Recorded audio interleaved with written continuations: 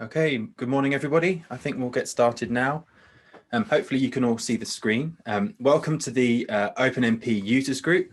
And today we're going to be going through the tutorial that I've written about OpenMP, and it's really designed to teach computational scientists, people that are familiar with Fortran and maybe MPI, the basics of the OpenMP Common Core, so that you're able to get up and running, writing parallel programs on CPUs, and then also the features in OpenMP to support GPUs as well. So once we've gone through all the information about CPUs this morning, then we'll move on to GPUs this afternoon. So today we're going to be focusing primarily on OpenMP 4.5. That's what has the best support in all the compilers at the moment. Many of the compilers do have support for some 5.0 features, and I'll talk a little bit about some important 5.0 features at the end of the day. 5.0, for most of the things that we'll cover today, really just has some clarifications and some corner cases and some of the rough edges shaved off for the content that I'm going to include. So although it's 4.5, this is going to be applicable as these are key concepts right at the heart of OpenMP.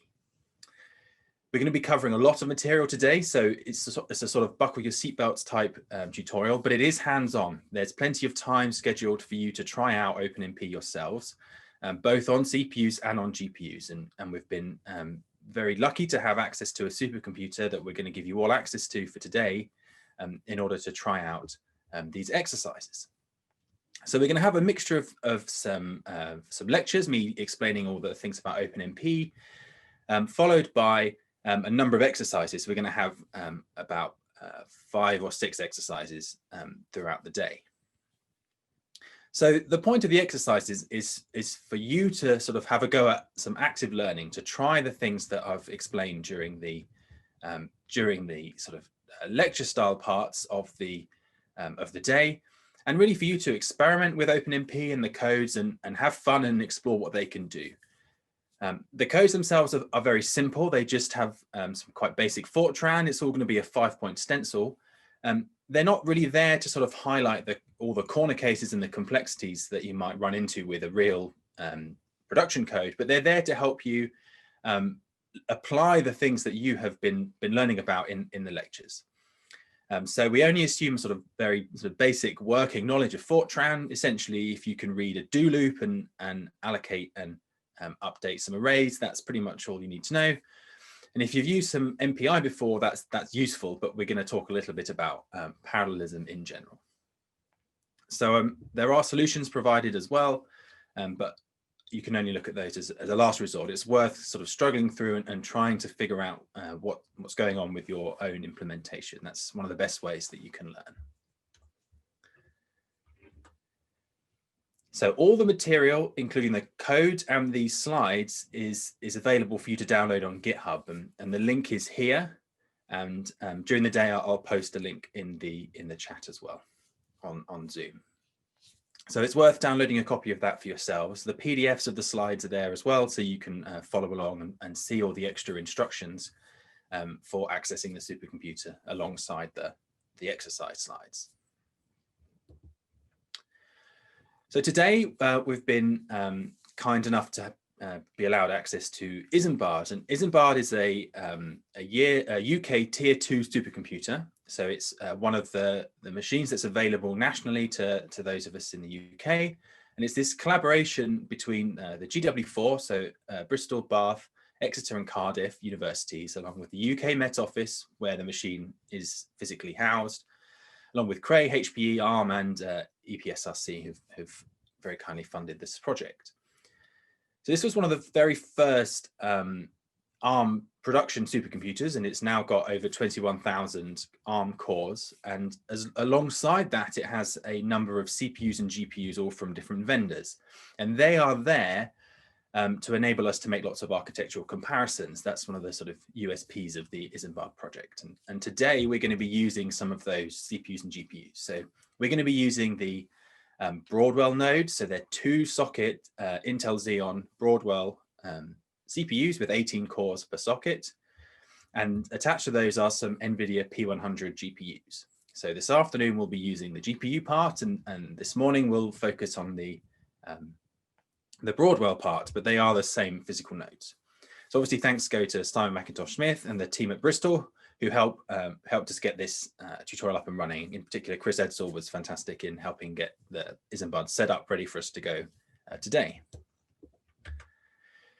So this is just a quick agenda, and this is why it might be useful for you to download the PDFs yourself so you can keep an eye on this. So this morning we're going to be walking through OpenMP for CPUs. So we're going to start with a serial Fortran code, and by lunchtime, in the next 3 hours, we'll be having hopefully an optimized 5-point stencil running really well on a CPU.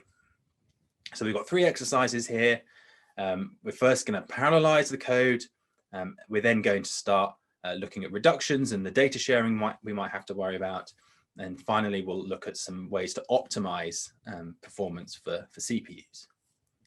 Then after lunch, we're going to move on to GPUs, and we're going to now be able to transfer our CPU code onto the GPU and get it running there and move our data around. And then we're going to look a little bit about the parallelism that might be there, how you express that on GPUs, and then how you optimize the data movement between the CPU and the GPU. So there's a lot to cover, but with lots of exercises, there's going to be lots of time in which you can try these out, all these techniques out for yourself. So we'll be finishing at 4:30. All these times are UK times if you're dialing in from elsewhere. So thanks to everybody that has helped us out with getting this tutorial ready, and lots of these this material has all been sort of synthesized and inspired by lots of other OpenMP tutorials. So with that, I'm going to delve straight into the first set of slides. So I'll just change and get that ready. Work sharing. This is the sort of heart of OpenMP and explains the parallel model that OpenMP kind of works under. So let's start with what is OpenMP? Well, OpenMP is this collection of compiler directives and library routines and environment variables that allow us to express parallelism on shared memory systems. So these are systems where there is lots of parallel things that might be running, and they can all access the memory of the other parallel things. So we might have cores, for instance, and they can all see the main memory of the node, and all those cores can access all that memory. So by compiler directives, we mean things that we might annotate our source code with to enable us to express instructions to the compiler or the runtime, or change the meaning of the programs in some way to allow us to express the parallelism that we want. And the compiler is then going to take those directives and generate whatever it needs to behind the scenes in order to provide that functionality for us. Now, much of OpenMP you can also express with library routines, so regular API calls, and we'll talk about a few of those as well. There's also a set of standard environment variables that are used to set a few things like the number of parallel threads, for instance, and they allow us to write portable programs with our directives and then use the environment variables to some degree to help specify and specialize the programs to exactly the hardware that we're running on. So the idea here is that we have to direct the parallelism. We have to look at our programs, find where the parallelism could be, and use these compiler directives in order to write that down. So OpenMP really is this specification. It starts off as a PDF, and it's the open standard specification of all those things, all those annotations, the directives and API calls and environment variables that you would like to make to your program in order to make it run in parallel. So these are the compiler directives, and these are what they look like. And the notation I'm using here is Fortran. So we have the Sentinel's symbol and then OMP. This tells the compiler that it's going to be a compiler directive and it's coming from OpenMP. Then we'll have a construct. So this is essentially a keyword, a word that's found in the OpenMP standards. And it's going to tell the compiler to do something. Normally, it will insert some extra code on our behalf that does a particular thing. We can then control maybe some features of that construct with a number of clauses. And the clauses are optional. but we'd express one or more clauses maybe at the end of our construct. These compiler directives usually apply to a structured block of statements. That's a structured block in the sense of a standard programming language terminology. So because of the scoping rules in Fortran, where most things are just sort of single scope, in OpenMP, we often have an end construct to match the construct as well. So we can say between the construct and the end construct, those are the things that the OpenMP is going to be applied to. For instance, with a do loop, if we want to make it parallel, we'd have an OMP parallel do, and then an OMP end parallel do, for instance.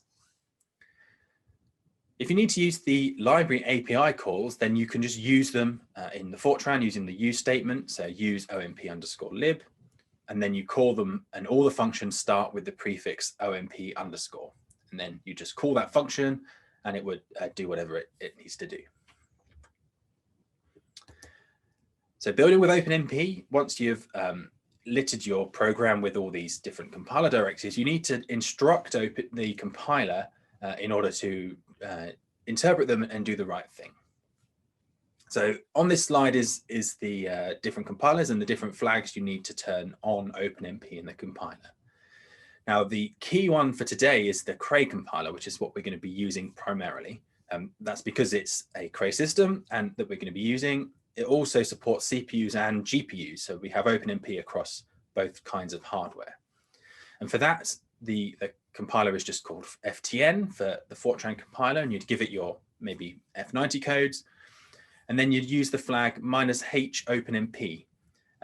That's with the Cray Fortran compiler in version 10. That's what we're using today. Now, for those of you that are familiar with the Cray compiler, but maybe older versions, you'll have found that in older versions, you don't have to specify that you'd like to build with OpenMP. Well, the behavior has now changed, and the OpenMP is now off by default in the Cray compiler. So just make sure you have the -h OMP flag when you're building the code as well. If you need to use the API calls, as I said, you just use OMP_lib. But if you're just using the directives, you don't need to include the library. You just need to include the flag on the command line. Specifically, the library, using the library only gets you the API calls. You still need the compiler flag to use any of the compiler directives, which is the primary way that we program with OpenMP. So this is shared memory. This is what it looks like. We have two sockets here. This is just a sort of cartoon of the node. And each of these two sockets has 4 cores numbered 0 to 3. They're connected to each other by some sort of interconnect, and they're connected to memory, which is the main DRAM in our system. So the sort of main computer memory. What's important here is we're operating under this shared memory model. So any core can access any part of the memory. So this means, say, in this sort of example, socket 0 core 2 might write something to memory, and that's going to be visible according to maybe some rules, but any other core on the other sockets or any cores on the same socket can still access that memory location and eventually see that update. Now, this is very different to MPI, where processes cannot see the memory of another parallel thing without explicit communication between those two things. You have to have an MPI send or receive in order to share data between the two parallel items. But in OpenMP, you just have to, we just have to notice that all the memory is visible to all of the parallel elements on the node. So that's the memory model in a nutshell, and now on to the execution model. So we can imagine serial execution might look like a straight arrow. We just read each of the statements in our program from beginning to end, one after each other. OpenMP has this fork join model. So the code starts off serial. It then will reach a parallel statement where we'd like to fork a team of threads. Now there's a few OpenMP specific words, but ultimately you have a number of parallel things, which are going to be threads, and they are grouped together in a concept called a team. Later on with the GPUs, we'll see that we have leagues of teams, so multiple teams consisting of multiple threads. But really, we just create typically on a CPU just one team, so we have lots of threads that get forked. So our serial execution forks off into lots of different parallel streams, and that's where we have our parallel execution. And then later on, we join all of those parallel threads back together again, and we continue with serial execution. So this is the primary way that OpenMP is parallelized. This is again different to MPI, where MPI starts off in parallel. When we launch our program with MPI run, we have lots of instances of our program, so it's parallel from the get-go. Whereas with OpenMP, the process starts off just as a serial process. It then creates the parallelism at a parallel statement, runs in parallel, and then synchronizes and joins back up and continues running in serial again. So I will say that nested threads are allowed, and it does exactly what you'd expect. Each of the thread then creates its own teams of nested threads. So it is possible, but the use cases can be, we haven't seen that many use cases for them, and they're tricky to often get right to make sure you get the right number of threads in the right place on the processors. So how do we go about creating OpenMP threads? And this is the sort of hello world of how we do that. So say I want to have the word hello printed by each of the parallel threads. So my program starts off serially. It then reaches on line 3 this OMP parallel statement. Now this is the fork that I said about on the previous slide. This creates all those threads. Each of those will then run whatever code is in that structured block. So between line 3 and 5, where I have the end parallel, that's the structured block. We know that because I have the OpenMP end statement that kind of segments my program that way. So each thread will then execute whatever is in that parallel block, and it's convenient to think about this as almost redundant execution. Every thread executes exactly the same thing in that block. So every thread is going to call print with the string hello. When I get to the end parallel, my threads are going to synchronize and they're going to join back up. So any code, so by the time I get to line 6, I'm now back to my serial program. So how many threads do I get? Well, there are a number of ways to set this. And the primary way that I'd like to see everybody use that is with the OMP numThreads environment variable. So you typically set this on your shell or in the job submission script that you'll be running, and that sets the number of threads that you'd like to launch. You can set it with the API calls and also with clauses. So in the final example, you can see that I've explicitly added a clause to the parallel region and said how many threads that I'd like to launch. But obviously, if I've now hard coded the number 16 into my program, and I take my code and to a different machine and I try and build it and run it there, and it has more than 16 cores maybe, then my program's only going to be using 16 of them.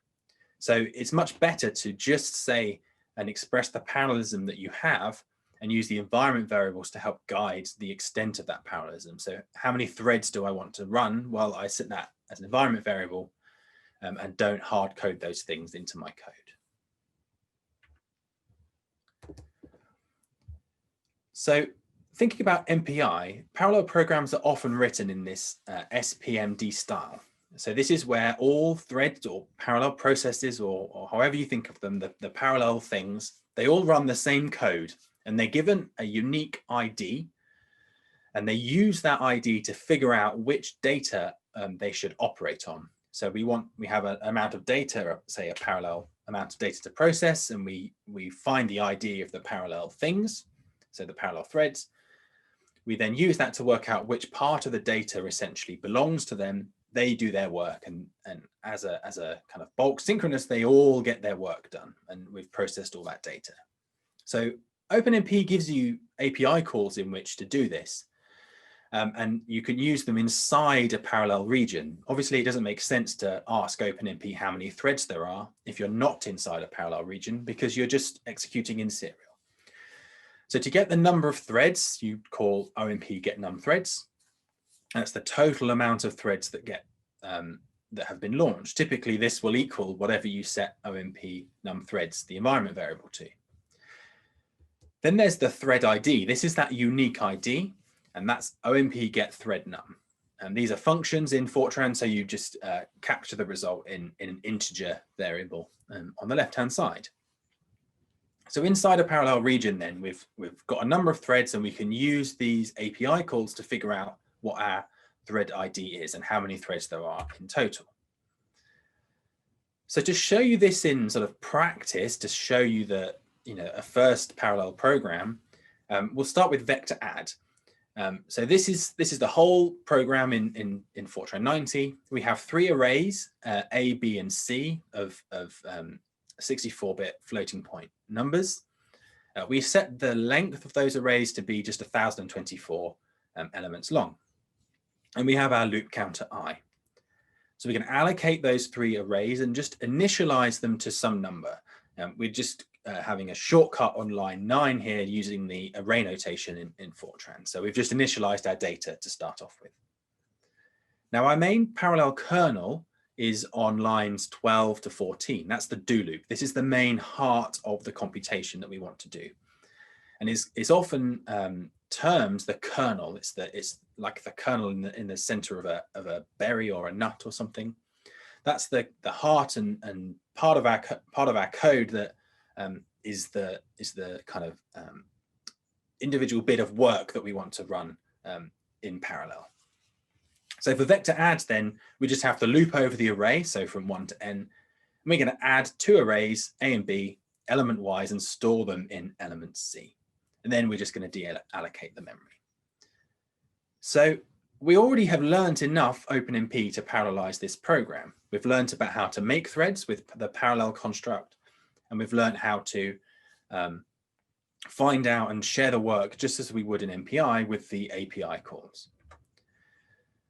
So the first step is to create the threads. So around my kernel, my do loop, I'm going to add the parallel construct. So this will fork a number of threads before the do loop and join all those threads up at the end of the do loop. So for step 1, we've now created all our threads, but each of those threads is going to do exactly the same thing because we haven't told them to do anything differently based on their thread ID. So we're going to do the entire vector addition redundantly. Every thread is going to do exactly the same thing. This is the same as if you just call a serial program with MPI. So inside my parallel region, I'm going to get the thread ID and the number of threads. So I'm going to use those API calls and work out what the unique ID of each thread is and how many threads I have in total. The view here is that I'm going to manually split up the loop so that I can share my work in parallel. But there's incorrect behavior here at runtime, and hopefully some of you may have picked up on the clues from a few slides ago at what the problem might be here. So as I said, in OpenMP, it's a shared memory model. This means all variables are going to be shared between all of the threads. So for this TID variable, the OMP get thread number, the unique ID, this TID is a shared variable between all the threads. That means we have one copy of TID and all threads are going to be reading and writing to it.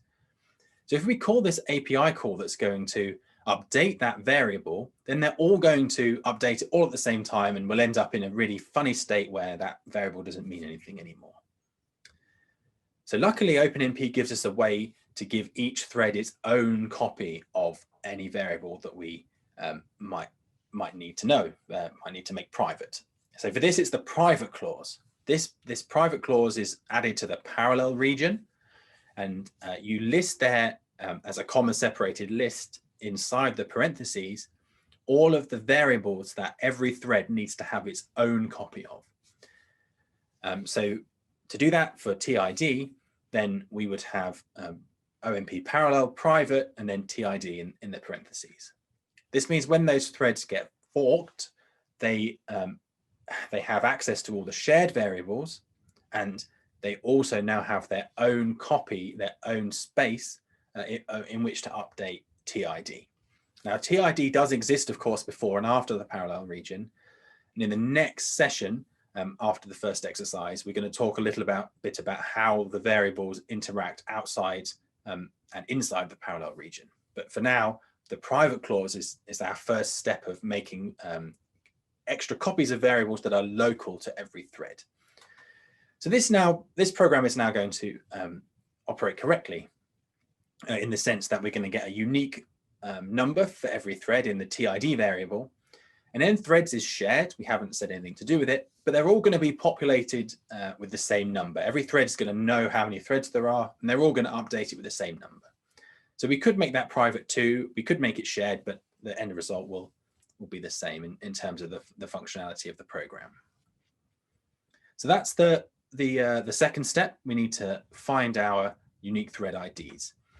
And now we need to distribute the iteration space of our loop across those threads. This is essentially domain decomposition, and we've done this with MPI. We know how to do this manually. So in the loop here at the bottom, you can see that I've changed what I iterates over. It no longer goes from 1 to n.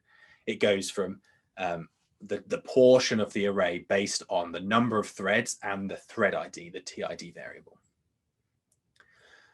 It's important to notice, especially in Fortran, where typically arrays are numbered from 1, but threads, OpenMP threads, are numbered from 0. So you have to be a little bit careful if you're manually working with these thread numbers that you deal with the matching up between iterating from, say, 1 to n with threads 0 to n threads minus 1. That's their index space. So that's it. That's our first parallel program in OpenMP. We've used a similar approach that we've seen with say MPI with this SPMD style, but it's possible to do that in OpenMP, and this is how. It's worth stating at this point about barriers, and this is mainly what I'm going to explain about synchronization today. There are a lot of ways to synchronize in OpenMP, and there are a lot of different rules, but a primary one might be barriers. So a barrier simply synchronizes all the threads in a parallel region. So as an example here, we might create a parallel region and have this private variable to hold the thread ID again. On line 3, that's what we ask the OpenMP runtime to provide us with. And then in 4, we're going to do some amount of big work based on that thread ID. Maybe that's the kernel that I said about. Then we also need to do another piece of work on line 8 that's based on the results of that first piece of work on line 4. So between line 4 and line 8, we must make sure that all the threads have finished their work. So to do that, we would have this barrier, this Sentinel OMP barrier, and that would ensure that all threads then synchronize at that point. So it's important, of course, to make sure that all the threads encounter the barrier. If some threads don't encounter the barrier, then that's not a correct OpenMP program. We're going to get strange behavior at runtime. So it's important to make sure all of the parallel threads are guaranteed to reach the barrier. And that barrier is going to ensure that all threads wait before and after that barrier statement. Behaves in a very similar way to an MPI barrier. It also means that the memory is going to be updated and things as well. So all threads can now see the memory of the other threads.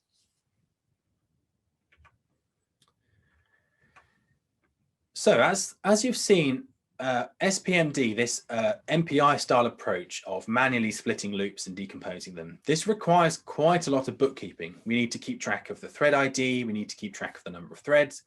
We need to manually figure out the distribution of the work between those threads. We need to manually change our loop indexing, that sort of thing.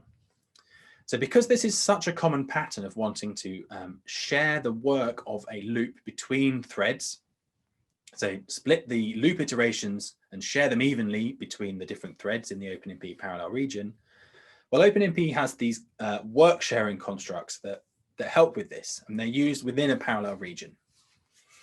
So this is the same vector add code, the same parallelism expressed using the OpenMP work sharing constructs. So we create a parallel region again with our OMP parallel, and we just have our regular loop. Now this loop looks like the serial loop. It just expresses the whole iteration space from 1 to n. But before and after it, I have this OMP do and end do to show where it ends. So this means that OpenMP is now being told to share the iterations of the do loop following the do construct between all threads in the parallel region, and it will deal with chopping up the iteration space and sharing it between the threads. It will do all that index calculation for us. Additionally, you'll notice here that I haven't made I private by default, and I probably should have done that in the previous slides too. When I use an OMP do, the loop iterator, so the I here in the do I, is made private by default. So we no longer need to have that data sharing clause. So that I is then protected. Every thread has its own copy that it can increment up as it needs to. It's also worth saying that at the end do, after we've finished our do statement, our do loop, there is an implicit synchronization point when that occurs. So we can have lots of do loops inside a parallel region, and we'll stay running in parallel throughout them. And at every end do, we will each of the threads will encounter an implicit barrier. So we don't have to have barriers between do statements. That's all part of the implicit behavior of the work sharing. So this work sharing is typically the workhorse of OpenMP. You'll use parallel to create threads and do, the OMP do, to share the iterations of do loops across the parallel threads. So again, OpenMP has lots of conveniences that help us express things. So on the previous slide, you'll see my loop got very long. I had to have an OMP parallel, then an OMP do, then my loop, and then an end do and an end parallel. Well, you can just write all those things on the same line. You can just say OMP parallel do, and that will spawn the threads and then share the work of the loop between all those threads. And then when it's done at the end parallel do, it will synchronize and then join those threads again. And so things will continue sequentially after that. What's good at this point is that those threads are typically not destroyed. They're just left around idle by the OpenMP runtime. So this means that we don't have to worry anymore about the cost of forking and joining threads. Typically, we pay that overhead just once, where we create the threads for the first time, and then the threads just hang around idle while the serial parts of our program can execute outside parallel regions. And when another parallel region is encountered, those threads can just be then used. It's like a free pool of labor that's just there ready to be enlisted to help us execute in parallel.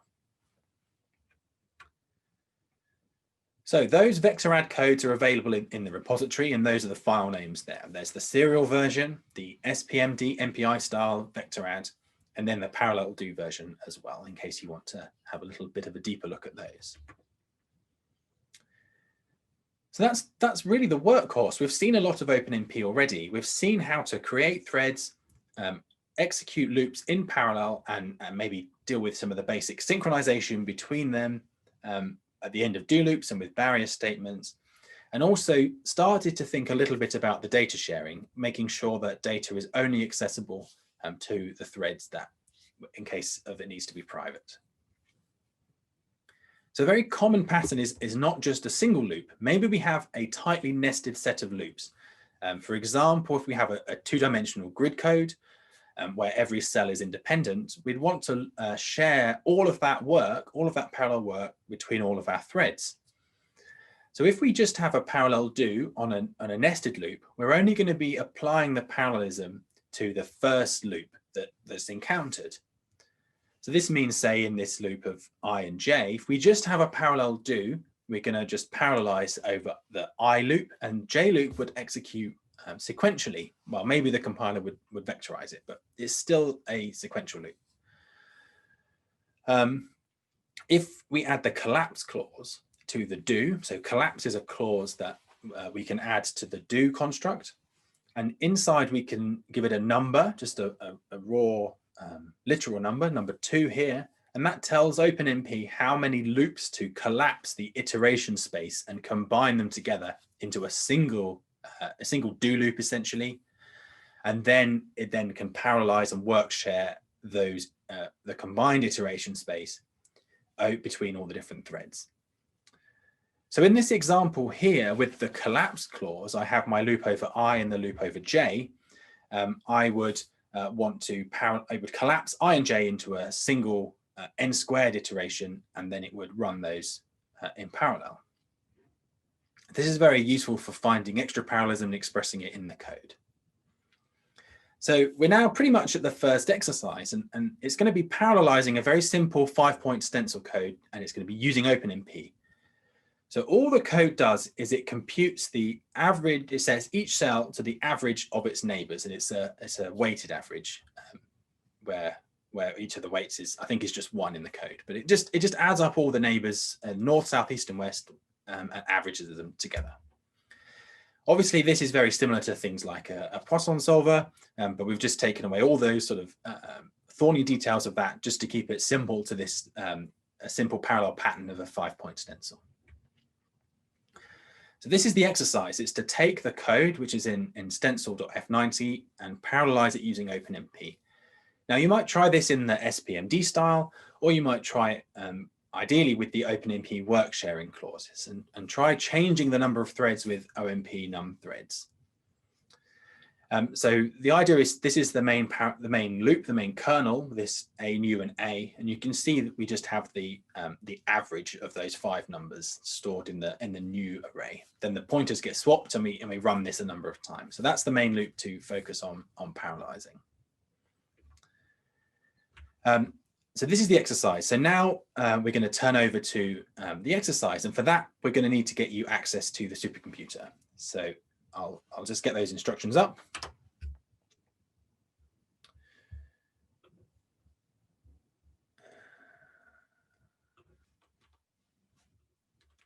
Okay, so Isambard, using Isambard, the first thing to do is go to this web page here, this tiny URL, OpenMP-2020. And when you go there, there's a little form to fill in, and it's just so we know who's been logging into the Isambard supercomputer, and it will give you a number when you have filled in the little form, and that number is your going to be your user ID. It's going to form part of the user ID, so it's going to probably be just a 2-digit number. Then to log into Isambard, you use this SSH command, so you'll be SSHing to isambard.gw4.ac.uk. And the username is going to be br-train, and then whatever number you were given by the form in step 1. So if you were given number 101, for example, your username would be br-train01. And so you'd SSH into the gateway node. Now the passwords are the same for every single account. They are OpenMP, lowercase, then UG for user group, uppercase, and then number 20. So OpenMP UG20 is the password for all of the accounts. That gets you onto the Bastion node, this gateway. And once you're there, you can then log into Isambard phase 1. So you type SSH phase 1, and then you're going to be on Isambard proper. And then you can change directory to the directory that contains all of the code that you'll need for today. So there's lots of examples in there and showing different parts of OpenMP, and it's stencil.f90 is the serial code that you'll be using. So you could type make or make stencil, and that will build that code for you. Then to run on the system, you need to use the PBS queuing system, but I've already given you a submission script that does that for you. So you just type qsub and then submit_stencil. That will submit the stencil code, the binary that's been built in step 6, and run it on the system. Now you can check the status of those jobs with the command on line 8, but they tend to go through very quickly. So by the time you've typed qstat -u $user, it's probably already gone through. And then all of the standard out gets put in a file called stencil.o, that's the letter O, lowercase, and then the job number. So the job number is given to you in line 7. You type qsub submit stencil, and it gives you a job number. and then the output will be in stencil.o and then whatever that job number was. So that's it, over to you. We're into the first exercise, and we're going to run this exercise for about 20 minutes. This is to get you logged into Isambard, parallelizing Stencil with OpenMP, so adding parallel do statements to the Stencil code. So I'll leave this slide up, and hopefully you'll all be able to log into Isambard and start writing your parallel programs with OpenMP. If you have any questions, please let us know. We're going to be primarily using the Q&A part of Zoom. So rather than the chat, it's quite difficult to keep track of all the questions in the chat in Zoom. We're going to be using the Q&A. So if you hover over the shared screen somewhere, there'll be a little button that says Q&A. The logo is two little speech, like speech bubbles, or call out boxes, those types of things. So if you click on that, you can ask questions. We will answer questions that you have through that as well. I'll let you get on with that. I'm going to keep a close eye on the Q&A, and please ask questions if you have any troubles with logging in and with starting this exercise. And the next session will start at 10:35 in UK time, but I'm going to be here all the way through.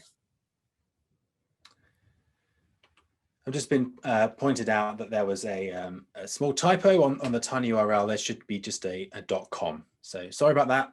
I've added it here. It's tinyurl.com/openmp-2020. And from there, it's just a form to get you your user ID. Please use the Q&A for chat. We've already had one question there. It's great. It's much easier to help answer the questions. And also feel free to chip in and comment on other people's questions on the Q&A as well. I believe we've set Zoom up to allow everybody to answer each other's questions. So, have a little community. It's strange doing an online tutorial, but it's really great if we're able to start interacting with each other as well. It will make a much more enjoyable day for everybody.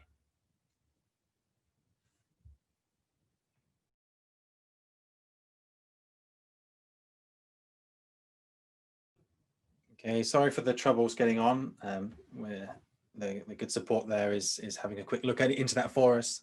Hopefully it will be back up soon. It's not some planned maintenance. It's something we couldn't have predicted. So hopefully it won't be too long before you're up and running.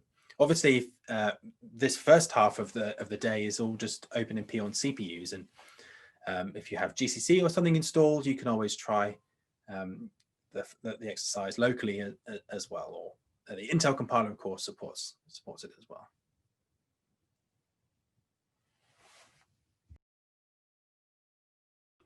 Okay, it looks like the system's back up now. A bit of a network glitch.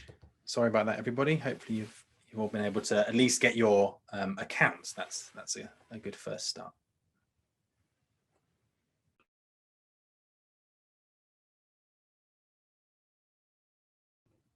Okay, so hopefully you're all managing to get logged into Isambard now. And once you're there, it's when you get through the directories, it's the stencil.f90.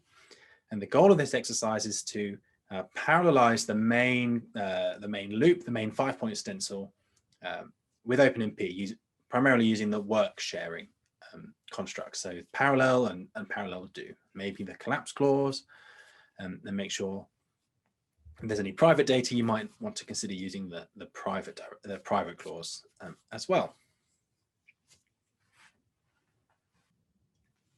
Just a few more minutes now. Make sure you use the job submission scripts to run the binary on all the compute nodes. This means we can share the compute nodes between all of the participants.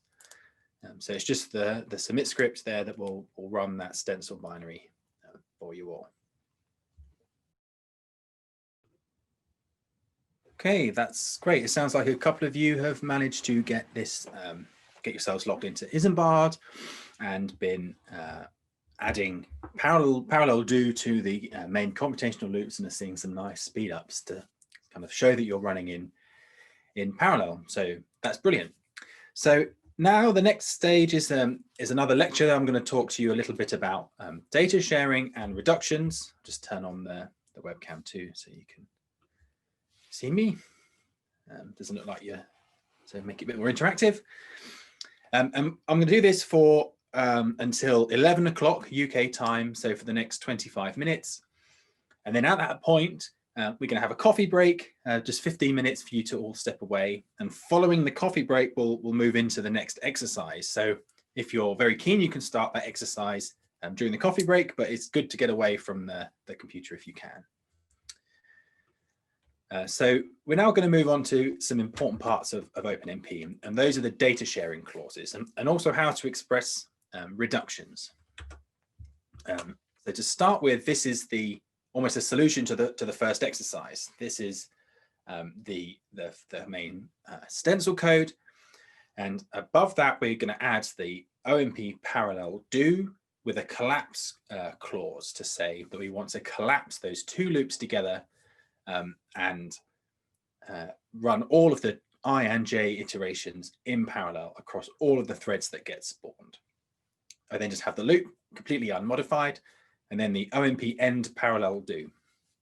So notice I don't need to put the clause on the end parallel do. The clauses only apply to the starting constructs. They don't need to go on the end. So we can imagine then we have our serial thread that's running our program, and when it encounters this OMP construct, it's going to spawn a number of threads on the parallel. It's then going to see a do collapse, so it's going to have the compiler will have collapsed my loops, and then it's going to be work shared. The iteration space of that collapse loop is going to be shared between all of those threads that were launched by the parallel. That then runs. They reach the end do, the second end do of the loops, or the end parallel do. The threads are going to synchronize, and then execution returns serially. So in the code, you'll see that the pointer swap is going to happen serially, and my time step, my fake time step loop is going to be a serial loop as well. This is exactly the behavior that we'd like. So it's important to remember that OpenMP is a shared memory programming model. So this means that all the memory, all the data that you allocate, all the variables and everything is shared between all of the threads. What this means is that there is a single copy of all the data. So all that shared data, there's just one copy. So all the threads are going to be accessing that single unique copy of it. And we saw this a little while ago with the TID variable. I needed to have the private clause to make sure that it was not going to be shared. So in order to avoid that, you've already seen that we need the private clause. And this is going to give each thread its own copy of that variable. So each thread really has its sort of local stack space. So if you're familiar with C, you'll be familiar with the stack and the heap. So anything you allocate goes on the heap, and all local variables are on the stack. And the same is really true in Fortran too. So each thread has its own local space for any private variables. So we must say with the private clause what those variables need to be. That means that then each copy of that private variable, essentially we're copying the data, they're copying the private variable, the shared variable is going to be copied into the local space of each thread. Now, in Fortran, it's really important that we specify which variables are private. We typically, especially with implicit none, declare all of our variables at the top of the routine. So this means that we have to think about what variables are going to be shared and which ones are going to be private. In a language like C, where you might have local variables just defined in place in the local scope between the different curly braces, then we don't have to necessarily worry so much, because if everything's defined at the point that it's going to be used, then it's going to, in general, pick up the right scope. But for Fortran, because we have our declarations of variables at the top of the routine, lots of things are going to be shared, and so we need to make sure that they're listed as private. So the other thing to say is about variables on the heap. So these are always shared, whatever you do. So this means that Fortran allocatable data is shared. So you're not going to be making that private. So you must ensure then that you're in your parallel scheme that different threads write to different parts of that allocatable data. So if we allocate an array, then we don't want lots of threads all updating the same part of that array. We'll get a data race and things would give us the wrong answer. So we must ensure as programmers that the threads don't access the same parts of memory. It's worth also saying that although the data itself is going to be shared, so allocatable data, the sort of pointer, the handler to that data is something that we can make private. So making it private is only going to affect the metadata of that variable. So if we have an allocatable array that we then list as private, we're just having a private copy of all the information about it, the sizes and extents and strides, all that sort of stuff. So anything that you allocate is shared, and that's how it will be. There's no way to change that. So there are a number of data clauses that we can apply, not just private, and these are used to specify what type of data should be available and how it should be available between the different threads. So the first one is shared. We can specify that a variable is shared, and this means that there is a single copy of that variable. So I'm going to use X as an example variable. There's a single copy of X. And as programmers, we must then ensure that synchronization happens either with barriers or maybe because of the way we're using a do loop. With the parallel do, we're not going to be updating different parts of that if that's an array. Secondly, there's private, and we've seen this already. This means that each thread gets its own local X variable. What's important is that with private, X is not initialized. It doesn't take a particular value. It could be any random junk in there. Secondly, when you exit the parallel region, the value of that X variable is undefined as well. So inside the parallel region, X needs to be initialized. And when you leave the parallel region, all those threads will have been writing to their own local copy of X. And it's undefined which in fact, what that X variable back in the serial execution at the end of the parallel region, what value is actually stored in that X variable. So private just specifies that each thread gets its own local copy, that it's essentially its own little space in which it can use in place of that X variable. It doesn't contain a value, and when you finish executing in parallel, the value that's left in that original variable is undefined. The first private clause helps fix us one of those problems. So this first private X says that X is private, so X gets its own copy of, every thread gets its own copy of the X variable. But the first part of the first private means that it's initialized to the value of what X was before it entered the parallel region. So this solves the initialization problem of X. So sometimes this is very useful. We have a variable that's been initialized, but it needs to be private in each thread. But we want to retain that original value. This is where first private comes into that. So we say first private X, each thread gets its own variable and is initialized, but then still the value on exiting the region is undefined. There's also last private. This is useful for loops. And again, each thread gets its own X variable. It's uninitialized going in, so it contains a random number. But on exiting the region, on finishing the parallel do, the value in X is guaranteed to be whatever was the last iteration if we were sequentially iterating that loop.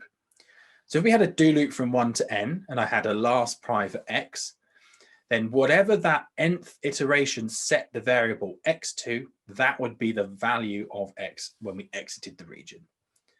So really it's just combining the private behavior and fixing one of the two uninitialized behaviors of it. So private is every thread gets its own copy. It's not initialized and undefined on exit, but first private fixes initialization and last private defines in loops what that variable is when we finish the loop off. There's also thread private. It's not a clause, it's a directive, even though it looks like a clause. This is not very likely to be used. If your code in Fortran uses common blocks, then this might be useful. There's a notion of thread local storage, and it's persistent across parallel regions, and it all gets a bit tricky. So if you have common blocks in your Fortran code, then you might find the thread private directive to be useful. But I'm not really going to go into too much detail about it in general, because I don't think common blocks are that common anymore, mainly modules and things, that sort of thing. So it's a little example to show you the behavior of the different types of private. I have this very simple do loop. It just sets a variable, this X variable, and it's going to set it to the iteration number as it's going to go through, and it's going to write out to the screen what it's doing. So each iteration prints the current and next value of X along with the thread number as well. And we'll see what happens if we have OMP parallel do private X, or parallel do first private, or parallel do last private. You can see this I've given you the source file for this, private.f90. And I ran this just with 4 threads and n equals 10, just to keep the iteration, the actual output, very small. So this is just the private example. And we can see that before we run it, X is set to -1. It's just whatever happened to be in there. And as we go through, we can see that the work is being shared. We have thread 0 starts with the first iteration of the loop, and it sets it to 1. And then when it goes through, it picks up its old value of X and sets it to 2. And as you can see with these outputs, all of the threads have their own independent copy of X. And they all set it to 0 to start with. That's what it happens to be. There were no guarantees of that initial value, but it happened to be 0 this time. And then it did its thing. It set it to its whatever number of the iteration space it was assigned. Now on to first private. So remember, this is fixing the initialization problem. So we have our X equals -1 before the loop.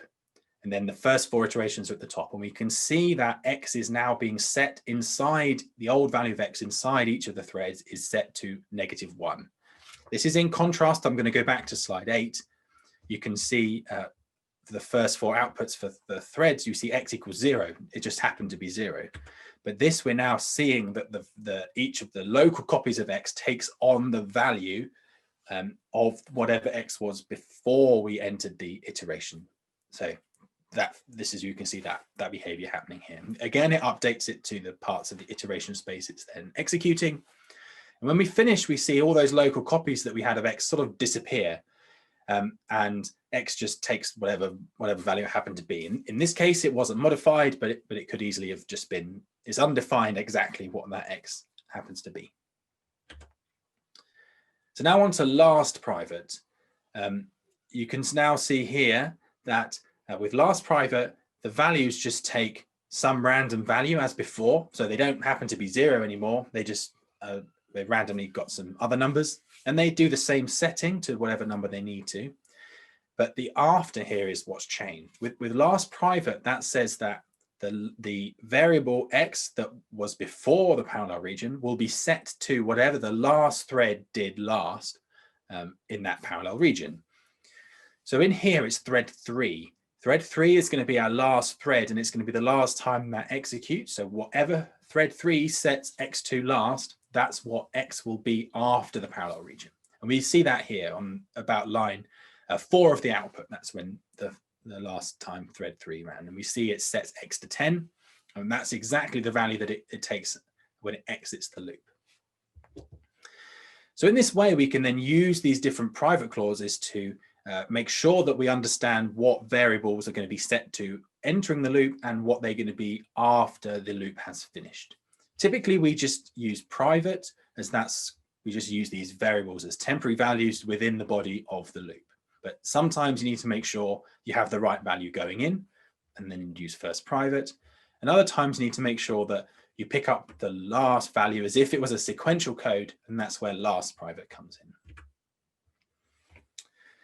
We can choose the default data sharing. This is useful in Fortran because pretty much variables all have this global scope within the subroutine. So everything is going to be shared by default. So you can force yourself to manually specify everything by using the default none clause. And that makes sure you must specify for every variable, whether it's shared, private, first private, last private, etc. Alternatively, you can say default private or default first private to make everything private by default. And if you have a very old code with loads and loads of temporary variables, that might save a lot of typing. The default behavior is as if you'd had a default shared clause on the parallel region. And using these default clauses, you can change what that default happens to be. So that's data sharing. And part of that is what happens when you need to do something like a reduction, where you have to have threads cooperatively working together to compute a single value. And for that, I'm going to use a kind of classic parallel example of integrating pi. So this is the equation. We just integrate this curve, and the area under that curve is pi. And we do it by breaking it up into a number of boxes. And we basically the trapezoidal rule, and we calculate the area of each of the boxes, and we add them all together, and that gives us the value of pi with more and more accuracy with more and more boxes that we have. So the step size, essentially, how wide is the box along the x-axis. So this is our code. We set the number of steps, the number of boxes, and we break up the x-axis between 0 and 1 to give us a step size. We then loop over all the boxes and compute the area, which is on line 4, and we add it to sum. So we're summing up the area, and then we have to factor by the step size to get pi. The full implementation of this is in pi.f90 that I've given you all. And with 100 million steps, you can do this with lots and lots of boxes. It takes 0.4 seconds on my laptop, which has, I think, maybe 2 or 4 parallel threads I was running with. So what about parallelizing that loop? That was a serial loop. So I was just running this code and it took 0.4 seconds, serial code. And that's all going to behave as expected. We're running and summing up all the numbers. So now we want to use a work sharing directive to parallelize the loop. So on line 4, we have x. X is being updated independently by every thread.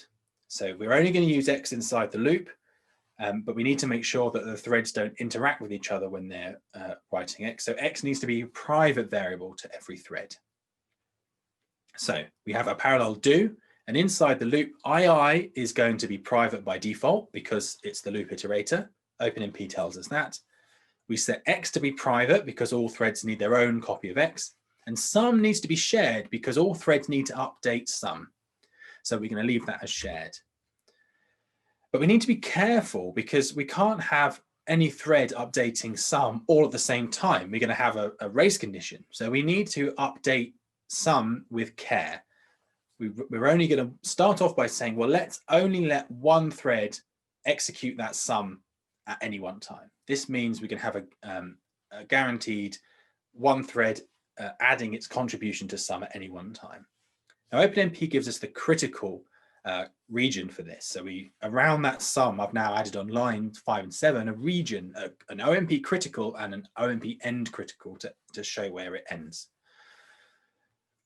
Anything inside a critical region, OpenMP guarantees that only one thread will execute it at a time. So only one thread is going to compute the sum, the 4 divided by 1 plus x squared, and then it's going to add it to sum and update sum, only one at a time.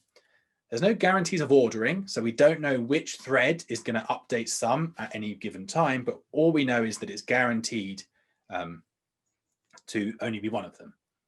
No, we couldn't really use a barrier here because the barrier only makes sure that threads are synchronized. It doesn't control how many threads are updating sum, but also we're inside a do loop. So there's no guarantee that all the threads will actually reach the barrier inside a do loop.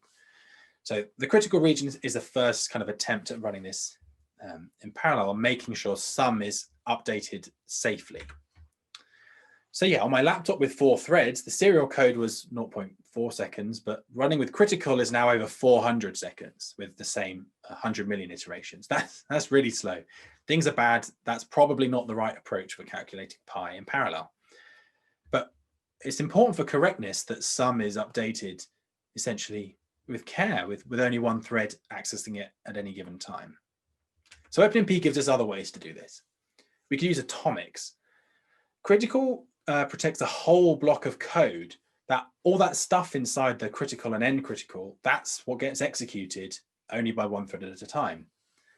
But if we just have a single operation that we want to do, so for us, we just want to add a number to sum, that's a single operation, we can use atomic instead, atomic operation. And atomic operations are often supported by the hardware and ensure that the hardware makes sure that only that value is updated by one thing at a time, and that update is successful when it happens. So atomic operations are all defined with respect to the memory access of a scalar variable. So if we have a variable x, we could have a read atomic, which that would be useful for taking a copy of x atomically. So it's not going to be changed halfway through reading it.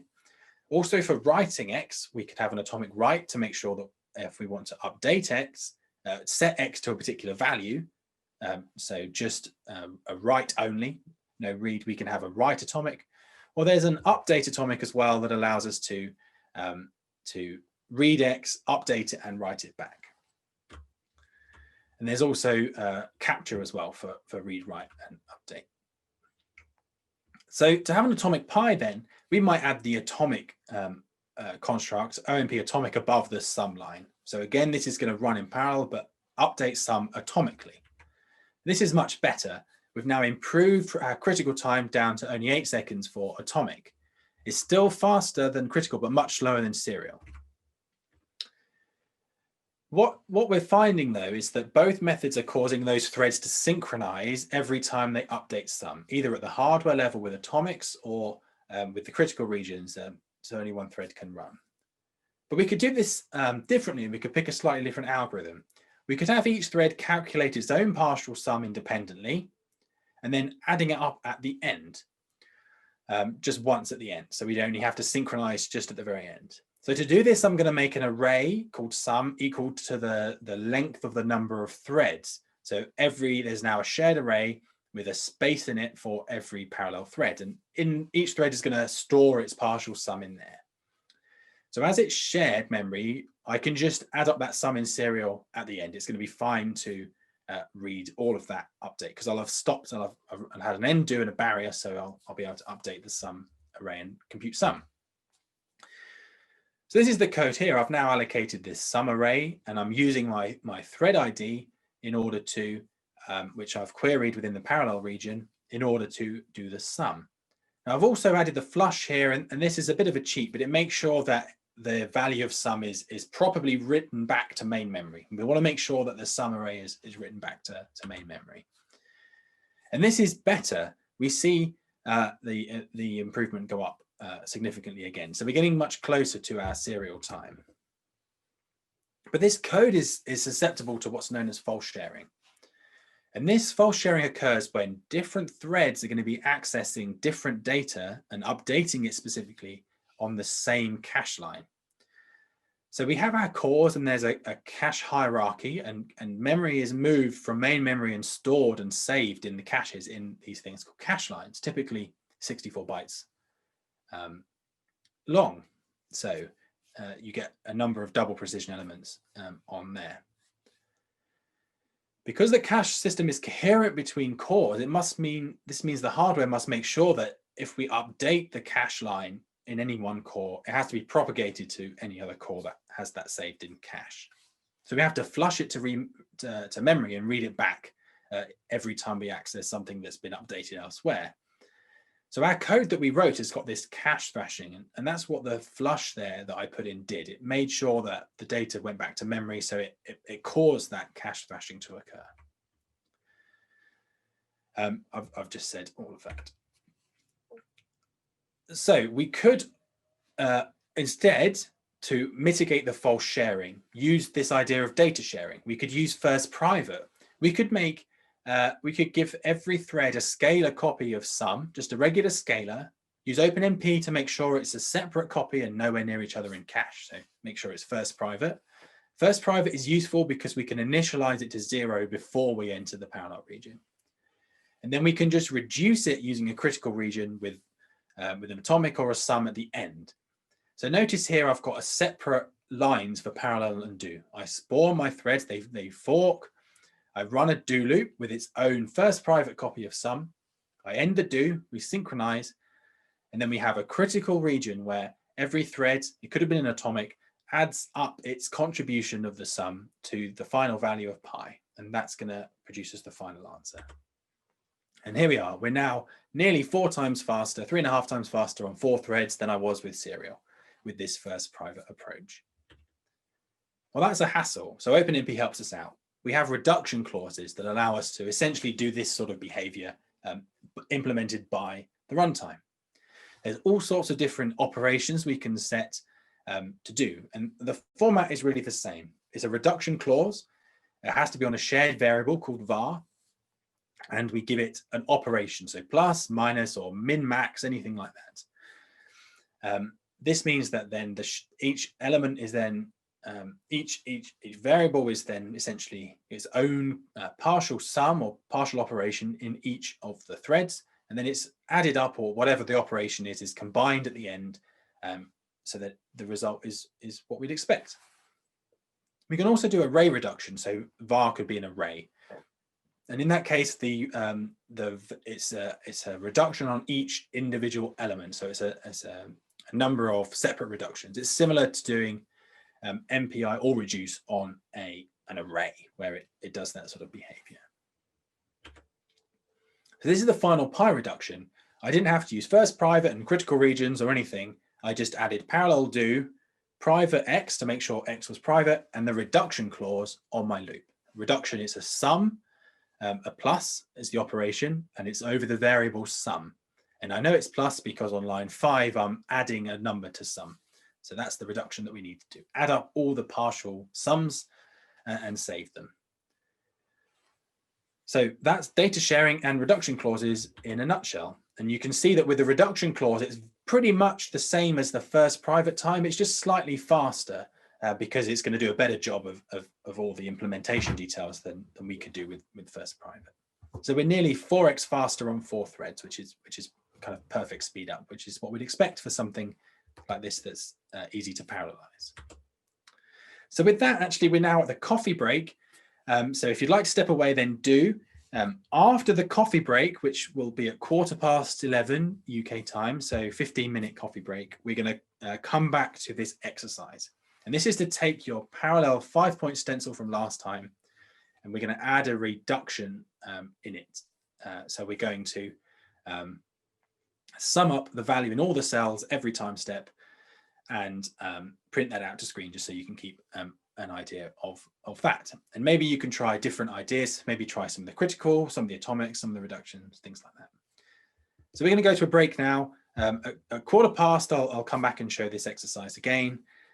And then we'll run that exercise for about 20 minutes after that. So the next kind of speaking session will be at 11:35, but we'll start the exercise at 11:15 UK time. So I'll see you in nearly 10 minutes now. Hope you have a good coffee break.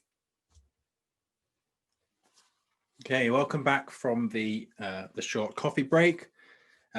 We're going to go straight into an exercise which I introduced a little bit before the break. But before we do that, I just thought it'd be nice to just sort of say how far we've come. We've come a long way already, really. We've covered a good part of the most commonly used bits of OpenMP. So if you think about sort of an 80-20 rule, most programs that you write for CPUs will only use what we've been going through so far. Things like parallel do, the data sharing clauses, and the reduction clause. So OpenMP is a little bit deceptively simple. Obviously, parallel programming is hard, and it keeps us all very busy and trying to understand and find the parallelism in our programs. And obviously, that's something that we can do. We have to do as programmers. But OpenMP is very simple, and actually then once we've found the parallelism, being able to express that, we can just use parallel do and make sure the data sharing is correct, sometimes with reductions as well.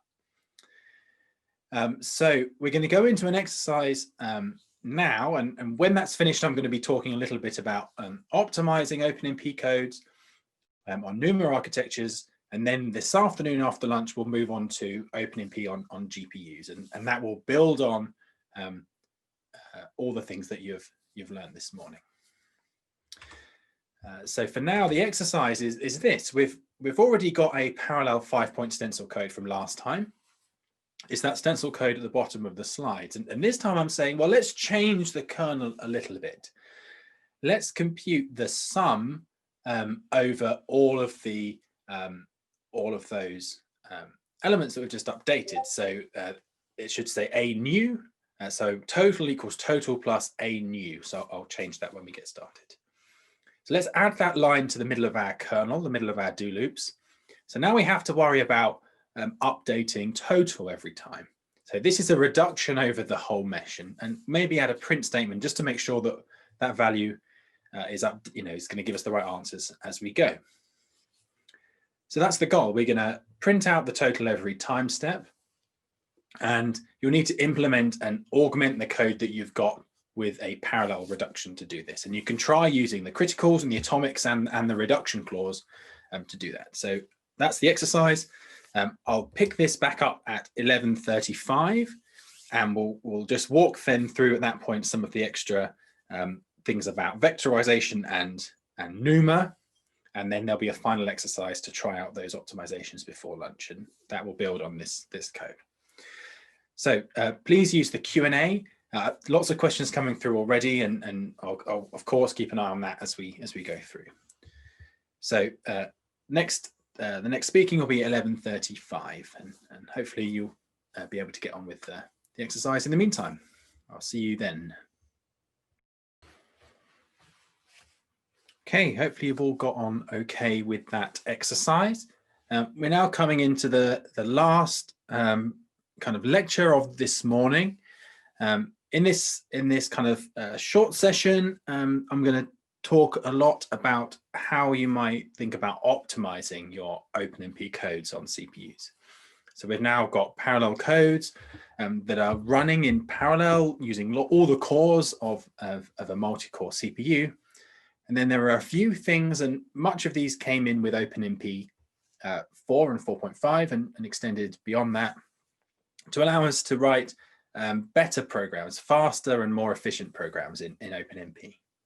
So that's the topic of this part, and then there's going to be an exercise just before lunch where you'll be able to apply some of these techniques to enable you to optimize the stencil code that you have, and you should be able to make some good performance improvements with the code. Even though we've seen it go a lot faster by running in parallel, there's still a lot of performance to be gained by some optimizations.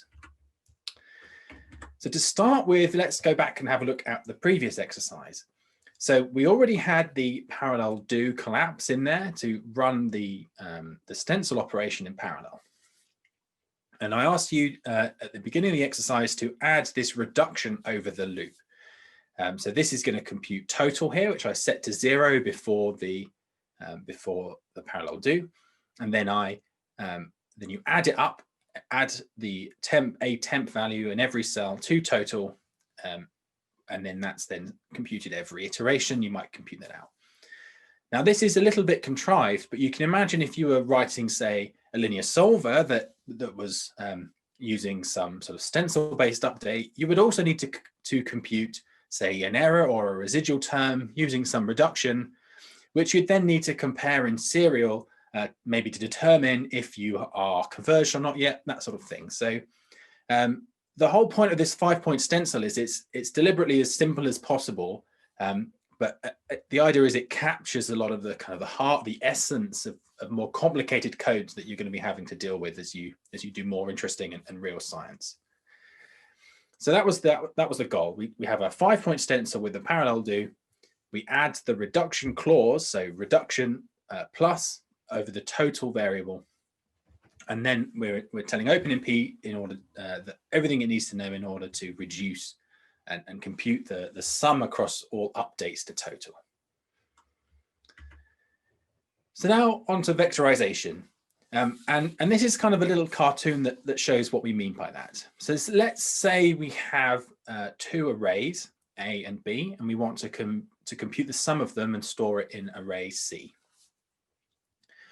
Now to do that, we could use some sort of scalar operation. So we'd have a loop over all the elements of A and B, and I would take an element of A and an element of B, add them together and store them in C. And I'd have lots of these scalar operations replicated many, many times, one for every entry in the array. Now, many core processors often have vector execution as well and can perform vector operations. And this is where instead of just adding, say 2 individual numbers together to compute a third, this will add blocks of numbers together to compute another block. So in this example, then we might have a vector length of 4, which would take 4 doubles, and it would add them together, 2 blocks of 4 doubles. It would add them together element-wise and to compute a final block of 4. Now, the benefit of this is its extra parallelism. With a single instruction, we're able to compute that same instruction across multiple pieces of data. This is where the term SIMD comes from, same instruction, multiple data. And it's just this, we have a single instruction, it operates on a blocks of data, these vectors of a particular length, and will enable us to then have our processor compute things in parallel at a vector level as well as at a threaded level as well.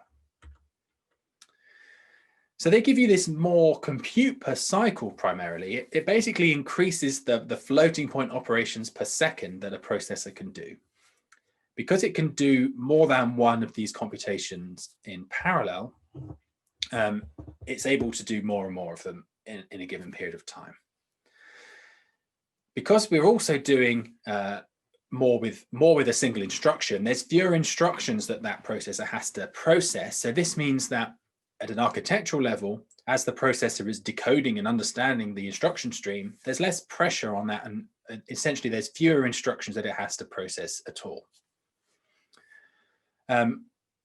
Most codes that we find are actually principally main memory bandwidth bound. So having extra flops doesn't really help our code go faster, but we find vectorization still helps. And in particular, this comes because using vectors helps make good use of the memory hierarchy. And this is often the main benefit we see. Rather than just reading memory one piece at a time, you're reading it at a block at a time. This is a much more structured way of accessing memory.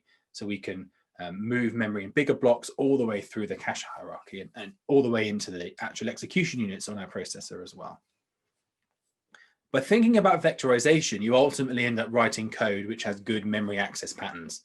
And they often help you maximize the memory bandwidth that your code is going to achieve. So although we're not benefiting from the flops, in writing in a vectorized way, we're making good use of the memory hierarchy to improve the performance of our code. And this is why we often see that vectorization helps for the memory bandwidth bound codes, even though the flops, we don't get any benefit from the flops. So compilers are very good, and modern compilers in particular are great at automatically vectorizing your loops. They do a lot of analysis to figure out if it's safe to vectorize. And Fortran is particularly good at this because it helps, because the language defines that those arrays can't overlap like they could in C. But there's a lot of analysis the compiler still needs to do. It needs to look at the loop body and make sure that you're not going to be doing anything that it can't vectorize. You're not going to be updating it in a way where elements can't be essentially updated in parallel. So if the compiler can help understand, can help know that and figure out that a loop is vectorizable, it's likely to be a parallel loop as well. So that's the sort of analysis that you're sort of asking the compiler to do. It's really important that you read the compiler reports to see if a compiler is vectorizing loops or not. And there's some flags on here which are useful for querying whether the compiler is going to be analyzed, is correctly analyzed the loops and managed to generate vectorized code from them. We often find that it's the memory access pattern, which is the primary reason why you might get either inefficient auto-vectorized code or code that doesn't vectorize at all. So that's an important part to look at when you're considering whether the code has vectorized. Much of this will tell you if the compiler has thought there is a dependency between iterations of the loop and couldn't update it, couldn't vectorize it as a result of those dependencies. So understanding where those dependencies are, either trying to change them in your code or using some of the tools in OpenMP to help the compiler vectorize is the way forward. So sometimes you need to tell the compiler that those loops are indeed vectorizable because you know better, you know it's safe to vectorize those loops. Now OpenMP in OpenMP 4 gives you SIMD constructs which convey this information. They tell the compiler that that loop, they have to go with a loop, and it should, the compiler should then produce vector instructions that would execute that loop. So you can combine them with a parallel do construct, so you get a parallel vector loop. So this would be OMP parallel do SIMD.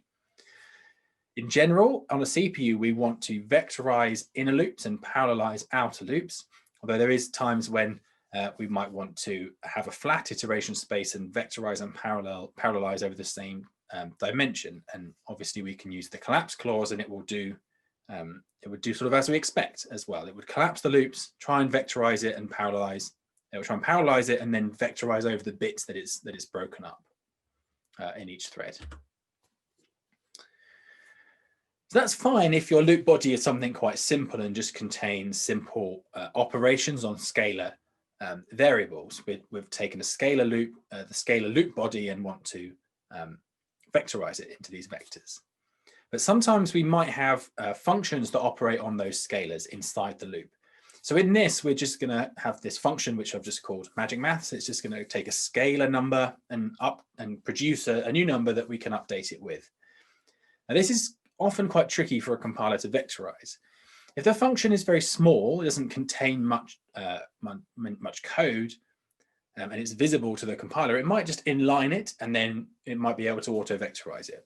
But sometimes we might need to use a SIMD construct to tell the compiler to create a vectorized version of that function, if that is indeed possible. And this is how we would do that at the bottom of this slide. I have this function, magic maths, and it just takes the value and it computes the square. So this is something that's likely to get inlined, but you can imagine this is a scalar function that might not.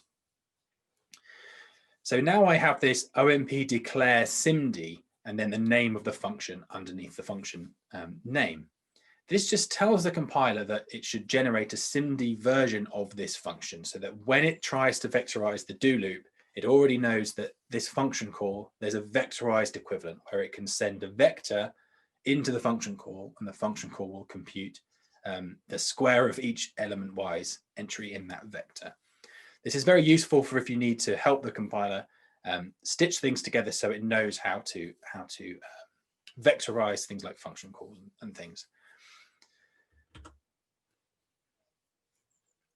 With SIMD, we have all the data sharing and the reduction clauses. So we can have a SIMD reduction clause, and they apply to the SIMD like private within each vector lane, essentially, if we need that.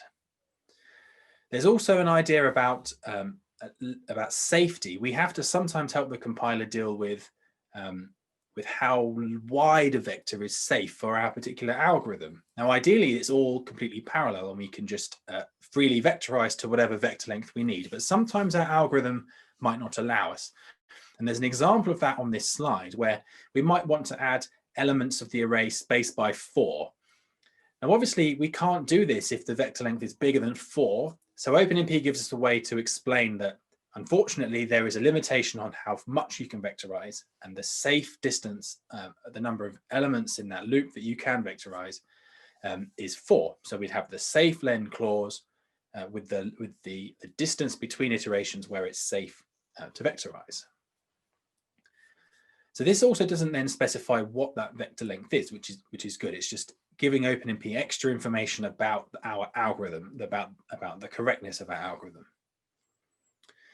We can also give it a SIMD length to actually specify what the length of that should be. But as with specifying the number of threads in a clause, which we don't recommend, we also really don't recommend using the SIMD len clause for similar reasons. But sometimes being able to express this safety is important, especially with, say, a legacy application where where adding in vectorization things needs to be done in a more piecemeal way, for instance. As well as expressing things about the safety, there's some more clauses, and these explain about the relationship between the loop iterator variable and the vectors. In particular, it's useful for function calls as well for similar reasons, where the function arguments you can specify properties. Specifically, they allow you to specify the relationship of a variable with its position in the vector. So let's take the linear clause as an example. So here, as an example, I have a loop over I, and it's just going to copy from B to A.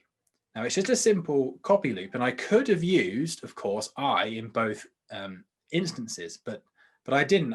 For some reason, I needed to have a separate index into my A array.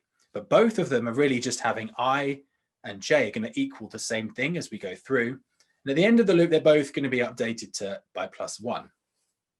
I will have initialized I and J correctly to start with.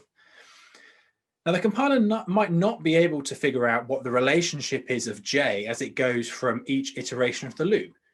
So as J goes from, goes through, say, for I = 1 to I = 2, how does J get updated, and how does that affect the loop iterator? Well, this linear clause is there to help tell OpenMP how J relates to I, essentially how J is updated every time the loop counter changes. And here we're saying it's a linear relationship. It just is scaled by the same amount that I is scaled by. There's also the uniform clause, and this says it's sort of the opposite, that particular variable is constant, doesn't change. It's the same in every vector lane. This can be very useful if you're passing variables into a function and you're using the declare SIMD construct. You can say that variable is fixed for all parts of that, all entries in that vector lane of that function call. Likewise, if you've managed to get your memory to be aligned, which can be slightly tricky in Fortran, you can then remind the compiler that the memory has actually been aligned by how much, and the align clause can be there. And this is useful for kind of propagating that alignment information in a standard way from where the memory was allocated to where it's actually being used. And hopefully this will enable the compiler to generate better instructions. It knows where the start of the array is starting from. There's all these different clauses you can have to help explain extra information to the OpenMP compiler about the properties of the SIMD loop, the vector loops. So really, SIMD and the constructors here in OpenMP to give us a standard way to help the compiler auto-vectorize loops in a correct way. As with Parallel, you're telling the compiler that it's safe to vectorize, and it can often help ignore any of the data dependency analysis that compiler might do. Now, some compilers are a bit more conservative and may still check the data dependency, but most of them will believe you when you say that it is safe to vectorize as you use the SIMD clause. So make sure you read the compiler reports. It's very useful to check that what it did before and after you've added the SIMD clauses in as well. Again, declare SIMD is very useful if you have function calls inside vectorized loops, just to help the compiler hook everything up together so it does what you would expect it to do. Now, derived types. Derived types we often find in all sorts of codes, in C++ and in Fortran and in C, and all of those languages are supported by OpenMP. But this is a Fortran example where I might define a cell type, and in there I've got 4 double precision properties. Now, an example in a more physical example might be where I have a particular mesh of cells, and inside each cell I might store the velocity or the temperature or the energy associated. And there's all sorts of different things I might store based on that cell. So I have these single reals, these double precision numbers in each cell. I allocate some 2D grid of those cells, and then I have a loop over my grid, this J and I loop, and that's going to then update each of those properties in turn. So what does this look like in memory? Well, it's organized as what's known as an array of structures. So I have my 4 properties for the first cell, P1, 2, 3, and 4. And then I move on to the next cell in the array, and I have all 4 properties laid out after that. And this continues throughout the whole 2D array. So this 2-dimensional array gets flattened into a 1-dimensional array, and the size of that, each of the elements of the array is a cell, and we just lay out all the parts of that derived type in memory. So what happens when I want to vectorize the loop over cells? Maybe that inner loop, we want to vectorize that. But this is what happens when I want to update P1, the first property. It's going to have to access these bits of the array. Say we have a vector length of 4. It's going to have to do that, pick out the P1 of the first 4 elements of our array. And we know where they are in memory, and we can see here. So these big strides between each of those elements. So this is going to gather those elements into a vector register. It's then going to do the computation, and then once it's been done, it's going to scatter them from the vector register back in memory. Remember the picture I showed you right at the start of this little set of slides, and there were blocks of 4 contiguous bits of memory that I had to load into my vector register. And that's true, the vectors have to have every element populated, or maybe we can do clever things with masks. It can do that. But really, if we look at main memory, if we're doing a vector operation on things scattered all over memory, and we need to gather them into the register, then they're going to be computed and then scattered back out. And this gather and scatter is not a very efficient memory pattern at all. Also, a cache line, say, is only 64 bytes. So those first 2 values, the first 2 P1 values, are going to be on the first cache line, and the second P1 values are going to be on the second cache line. So I'm going to have to move 128 bytes worth of memory into my cache, gather it all together, operate it, and then scatter it back to 2 different cache lines. So I have to read all this extra memory to fill the vector up. I'm then going to finish going over P1 and then go to P2. So stuff is not going to remain in cache that long because it's going to be overwritten. This is really not using all of those cache lines very efficiently. I'm just using two out of the 8 elements that might be loaded into cache. So let's switch things around. Let's make a new type. Let's make a grid type instead of a cell type. And for this, it's going to contain each of those properties as the 2-dimensional grid. So I've got an allocatable reel of these 2D arrays, property 1, 2, 3, and 4. Then I have my loop again, and it looks very similar to the previous loop. I just had to change a little bit of the words. So I now have a grid element property, ij, and I'm going to update that. So how about vectorizing over this? Well, the order in memory has changed. I now have all of the P1 properties in a row all the way throughout my 2D grid, then all of the P2s and all of the P3s at some other point in memory. So now what happens when we vectorize? Well, we can just go to a whole 4 consecutive or contiguous elements in our array. This is much more efficient. Our memory accesses are known as coalesced. That means every element of the vector lane is accessing one more than its neighbor. It's directly adjacent every time. And these are key to having high performance code. So essentially adjacent vector lanes read adjacent memory locations. And this is what we need for good performance. Also, when we think about our cache, which our cache is 64 bytes, so we can now fill that vector up just from a single cache line. So we're making much more use of that cache line, and we don't have to move twice as much memory just to fill a single vector. So as you can see, this is a much more efficient approach. Now we can expand our sort of ideas about memory access patterns and usefulness and what's good for performance. Let's just take this little loop, and we're going to change it in a few ways and see what happens to our memory access pattern. So this loop just loops over an array A, and we're going to do something with it. So let's say our memory is aligned to, say, a 64-byte cache line boundary. And this is the ideal memory access pattern. It's aligned and all the access is coalesced. You can see this vector lane. Maybe I've got eight wide vectors, and it's accessing all 8 elements of that cache line.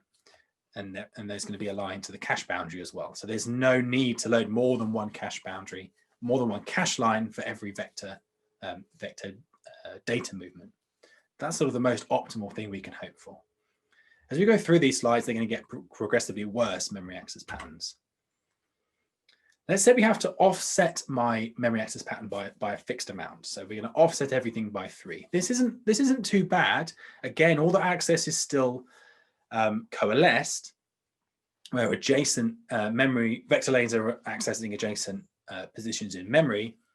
But we're now split across cache lines because I've offset that memory location. So we still have to load 2 cache lines to load this vector in, but hopefully we can use the remainder of that cache line as we continue going through this loop.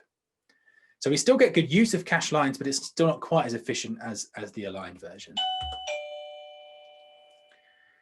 Now, strided access, this is something that's very important and quite easy to fall into this trap. Let's say I have a 2D array and I've got a J and an I index. Now remember, in Fortran, it's the leftmost index which iterates the fastest. So that's going to be laid out in memory adjacent to each other, and it's the rightmost one which has the biggest stride. So say I have some loop, a fixed J number, and I want to loop over I. This might be like looping over the columns of a matrix.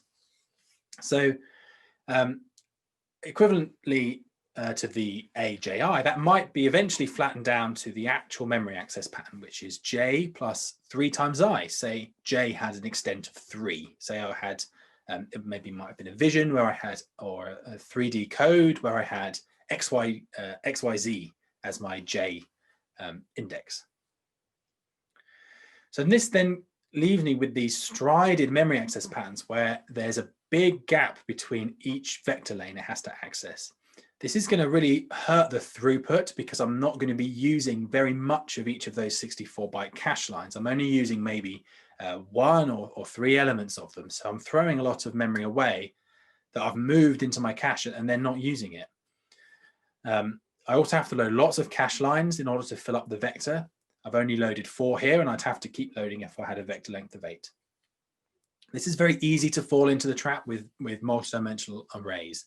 So it's important to make sure that the order in which you iterate over the loop is such that ideally it's stride 1. That's what we're going for, so that the innermost loop matches the innermost dimension of the multidimensional array. So check your strides. It's important to make sure that's right. And that might be a clue for the exercise coming up. So the worst thing you can do is some sort of indirection. It's some sort of random access to memory. And this gives you little reuse of cache lines. This is very challenging, and we often find this with unstructured codes, and there's some difficulties associated with trying to optimize those. What this results in is this indirection. We take our index, we look up that index in some lookup table essentially, and it gives us a new index that we then index the first array with.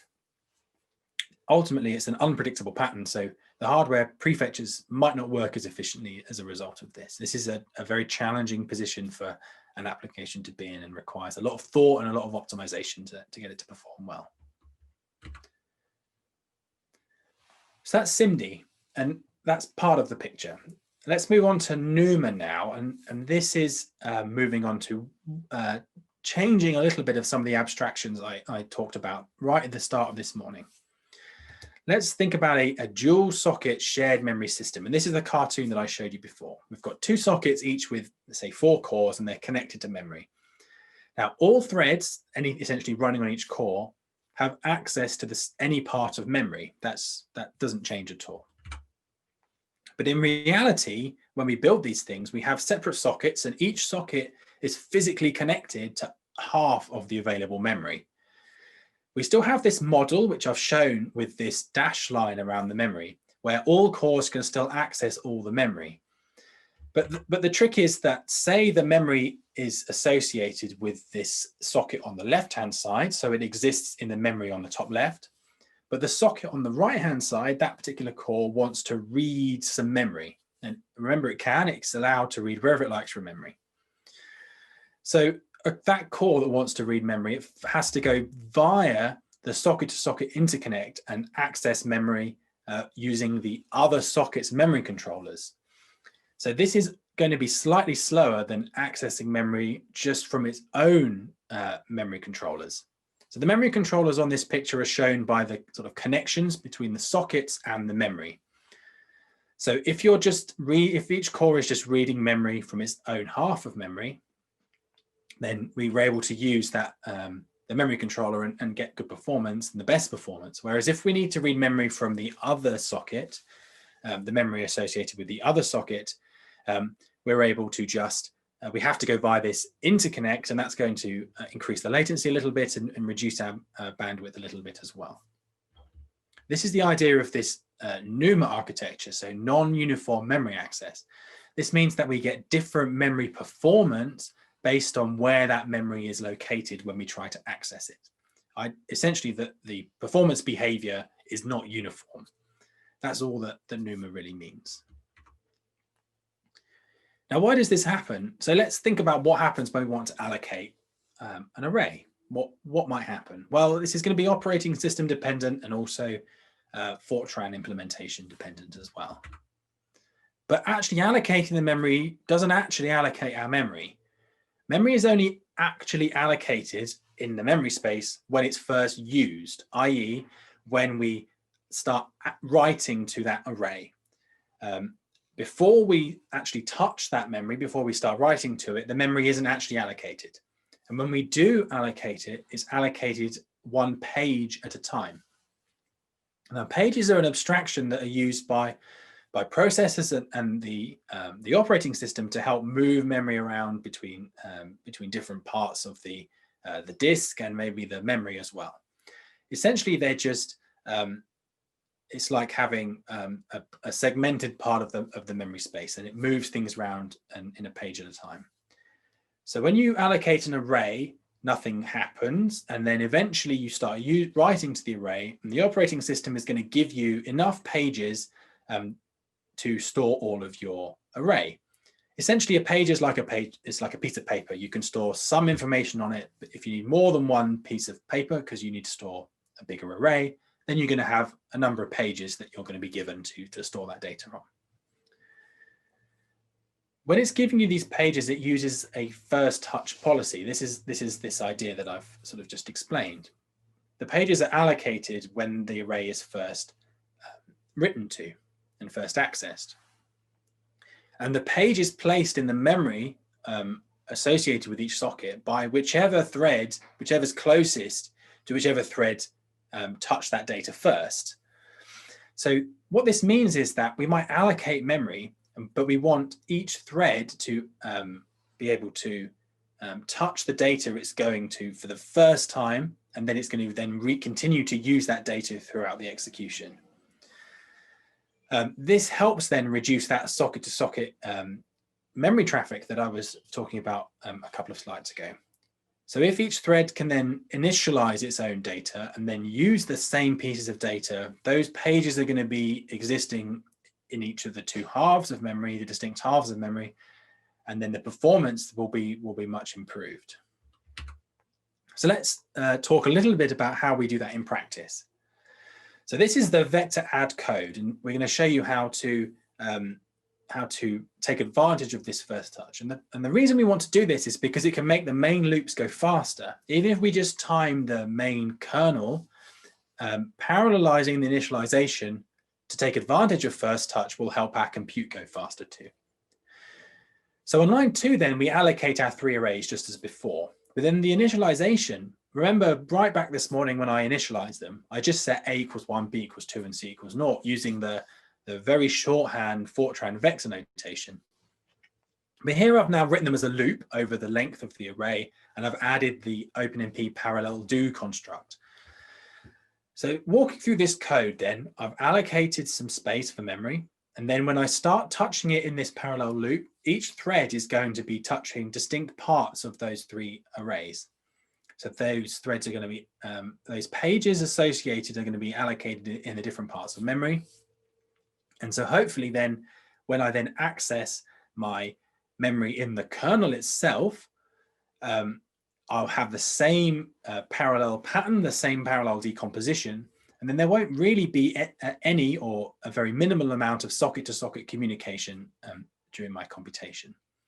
So this is the idea. We parallelize our initialization in the same way that we parallelize our computation, so that we can take advantage of this first touch policy and this NUMA and kind of work around the challenges of the non-uniform memory access that we observe.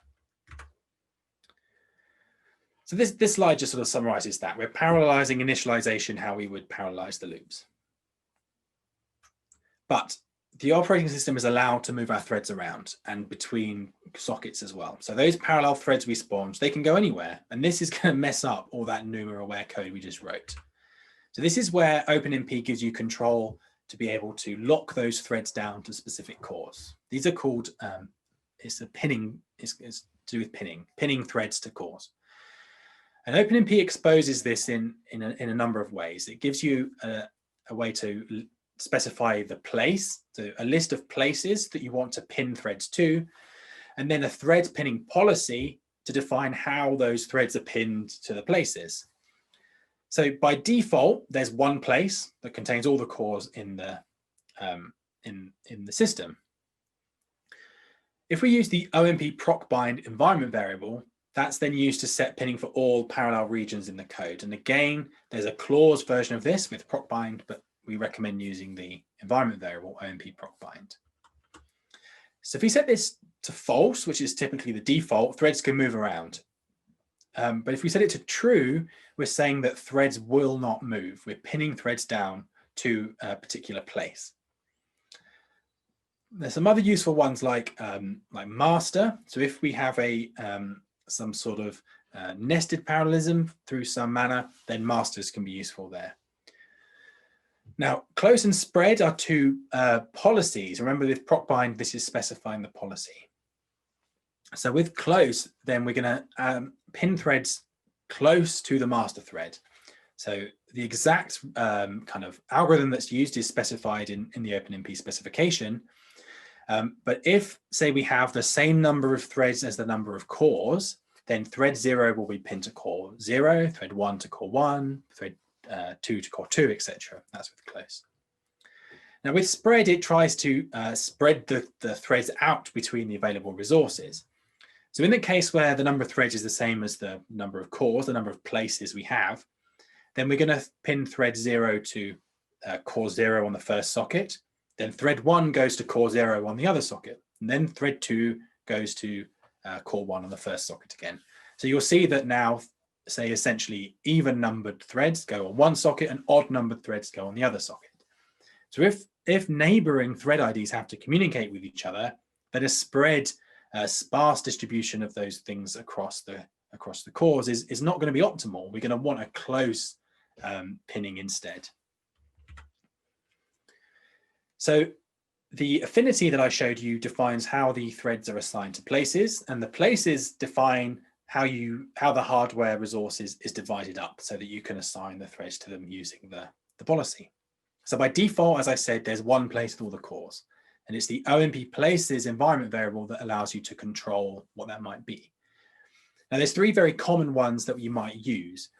If you said it's a thread, then each place contains a single hardware thread. And if you set it to cores, each place contains a single core that might be of size 1 or 2, depending on if you have hardware threads turned on. Likewise, you might have OMP places equals to sockets, which is going to contain the cores and threads on each socket. Now, the policy is going to iterate and be defined, and all the details are in the specification, but it shares the threads between places and between the distinct places, and then the hardware resources within each place. We can also use the notation which defines here 4 places of size 4 threads, if that's what we wanted to do, for instance. And the notation is the start and the extent, not the begin and end. It's a slightly tricky part of that notation. So that's a lot of information about NUMA. So we've talked about what NUMA is, and it's important to parallelize initialization. To pin the threads, we're just going to typically just use OMP procbind true, or possibly close or spread, to essentially lock the threads down so that they don't move, so that they can be effective with our NUMA-aware implementation. When we start running hybrid codes with, say, MPI and OpenMP, thread pinning can be a bit tricky, and it's often dependent on the interaction of the MPI library and the queuing system that or the job scheduler that you're running on your particular supercomputer. So I'm not going to get into the gory details of that today, as it's so system dependent, but I will just speak a little bit about MPI and OpenMP. And what are the benefits for maybe thinking about that? Well, the first one is supercomputers have this sort of hierarchical structure. We have shared memory nodes connected together with a network. So on each node, we have lots of cores, and we communicate between different nodes with lots of cores. So we need to have MPI or maybe PGAS or something, or Charm++ or something like that to communicate between those distributed nodes. But with multi-core, within each node, we could run MPI everywhere. We could run flat MPI and do communication between those cores. Or we could take advantage of this shared memory architecture and run some sort of hybrid MPI and OpenMP, or similarly, MPI with the shared memory MPI in MPI3. What this means is we might have larger, fewer messages that can take advantage of the bandwidth optimizations in networks. Giving you bandwidth is just a matter of giving you more connections between nodes, whereas getting the latency down is a matter of making the link faster, which is much harder to do. We also have fewer MPIs to manage, so there's fewer to synchronize, fewer for connectors to communicate with each other. Also, we can have this idea of a reduced memory footprint for each MPI rank, because a reduced memory footprint on each node, sorry, because any shared data between different MPI ranks, we just have one copy on that node, and that can help us reduce some copies for this communication between the nodes. We don't have to share data explicitly between cores on a node. We can just have a barrier and some sort of synchronization or end-add do loop, and then that memory has been communicated between the cores on a node. It also gives us a flexibility. We can parallelize some dimensions with MPI and some with OpenMP. It's often more convenient to express these sort of challenging multidimensional problems with a hierarchical parallel scheme. So if you're going to use hybrid MPI and OpenMP, you must make sure you tell MPI that you're going to be using a parallel process. So by default, MPI doesn't support this. If you just call MPI init, you'll be operating in thread single mode. So you're not allowed any threads. And there are a number of more and more parallel ways of using MPI, and you have to use MPI thread init to do that. And ultimately, it's these different levels just say which parallel bit of your program is allowed to call MPI. Is it the original process? Is it any thread, but as a programmer, we're responsible to synchronize? Or can any thread, any parallel thing, make any MPI call whenever it likes, and the MPI library has to dealing with that? It's also important to make sure that our MPI still lines up to avoid any deadlock that we might have with the MPI communications. So that's it for this section, and we're going to come to the last exercise before lunch. So we have a parallel 5-point stencil that has the reduction in it. And this exercise, we're going to optimize it. And there's a few things that I'd like you to think about whilst you're doing it. Thinking about the memory access patterns. Does it have an efficient memory access pattern? Is it stride 1 or stride something else? Does it vectorize on the CPU? Are we getting good vectorization performance? What about NUMA? Can we take advantage of this non-uniform memory architecture and use OpenMP and the first touch policy and the pinning in order to improve the performance of our code? It might be useful to just make a little note of any performance differences you make as you make these optimizations. You might also think, if you're interested in calculating the achieved memory bandwidth of your stencil code. Primarily, this is just the size of those two arrays in bytes times the number of iterations divided by the total runtime. And that will give you a way of measuring the amount of memory. So if it's an n by n grid that's read, say, 10 times, you would do n times 10 times 8 in bytes divided by the runtime, and that gives you an output of a memory bandwidth output in bytes per second, which you can factorize to, say, gigabytes per second or something. So that's the exercise, and this really concludes the first half of this tutorial for the day. So we're going to run this up until lunch. Lunch starts at 12:30, and it's going to be a full hour for lunch, and we'll come back at 1:30 and move on to the GPU side of OpenMP. So it's over to you now. Let's get back on Isambard and let's see if we can improve the performance of our code. And feel free to speak to each other and use the Q&A to speak to us and ask each other for help and see how you're getting on with the optimizations you're making to the Stencil code. Okay, we're coming to the end of the session this morning. We've come a really long way. We've started with serial Fortran and we're now writing optimized, vectorized, NUMA-aware, parallel Fortran programs in OpenMP. So it's been a really dense morning where we've packed in a lot of material, but hopefully you've all found it really enjoyable. Let me know any feedback you have. It's always good to know what you think and what you liked and what you didn't like, as we take these tutorials very seriously, and I like to try and improve them every time I do them. So it's important that you let me know that feedback, however you'd like to. So we're now going to come to a lunch break. The lunch is going to be an hour from 12:30 to 1:30 UK time. So from now for an hour, we're going to break for lunch. When we come back this afternoon, we're going to move on to looking at programming GPUs with OpenMP. So we're going to build on the Stencil code that we have written in this morning and be able to start getting it running and getting it running well on a GPU. And that's going to cover an awful lot of the OpenMP specification. So if you stick with us through to the afternoon, you'll have learned pretty much most things that are in the OpenMP specification, with a few exceptions, of course. I'm going to leave the Zoom meeting open over lunch with this agenda up. We're going to keep the chat and everything open, and I will try and keep an eye on that during the lunch break as well. So if you have any questions or anything that you'd like to ask, then do just keep going with the exercises if you'd like to, and also ask any questions on the Q&A, and we'll pick them up over the hour. So thanks very much for this morning. Thanks for listening and trying out the exercises. And we'll see you in an hour's time at 1:30 UK time.